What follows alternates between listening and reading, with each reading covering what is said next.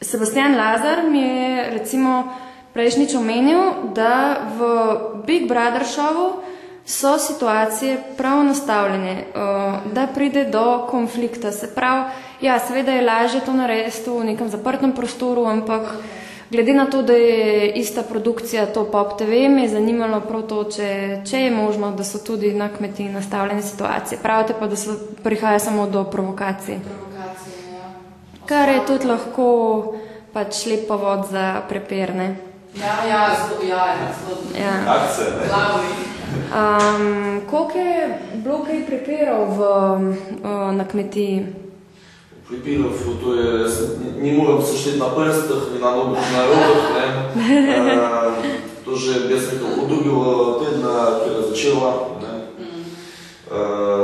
To te pripiri, kak pri nas osnovno bilo Goran Finaršina. Ja. To, da se kao želi denara, ne? Ni važno kak, ampak ljudi hoteli priti do konca za dobiti 50,000 evrov, ne? Sredno tekmovalnost. In to je čisto po moja, to je slabo spremeniti sebe zaradi keša. Ja, samo nekateri ljudje se prijavijo na take stvari točno zaradi denarja in nič drugega, ne? Ja, to je res, vse je lepo in prav, ampak ko pa prije do te situacije, ko si tam, ko se pogovarjaš z ljudmi, tekmovalci, noben ni upal priznati, da se je prijavil zaradi denarja. Ja. Zakaj? Zdaj smo vsi smo se prijavili in vsi smo nekako računali na to nagrado, ne? Ja, seveda. Si imel v ozadju, ne? Ampak zelo malo ljudi je to pokazalo, pokazalo je, ampak ni povedalo, ne? Tako da... Pa obtožujete te ljudi, ki so se prijavili samo zaradi denarja, ali pač sprejmete tudi to, smo vsi ljudje, nekateri zaradi denarja, drugi zaradi izkušenj, tretji zaradi prijateljstva. Obtožujete v glavnem te ljudi, ki bi lahko šli v tak šov samo zaradi denarja? Ne, seveda ne, da bi obtoževali karkoli.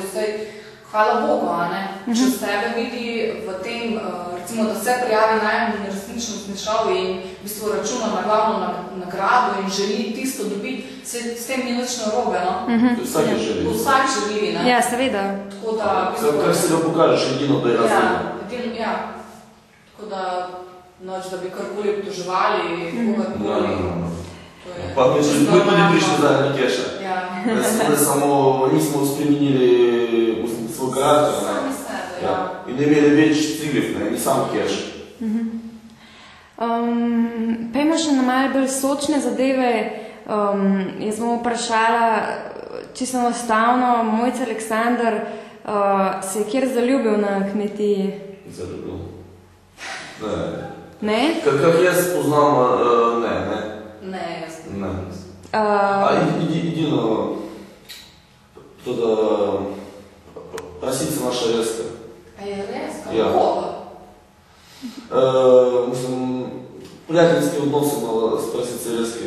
Pa vsakrat, da sem buncal na kmetiji pa malo pogovarjala. Ti si njo? Kaj ne?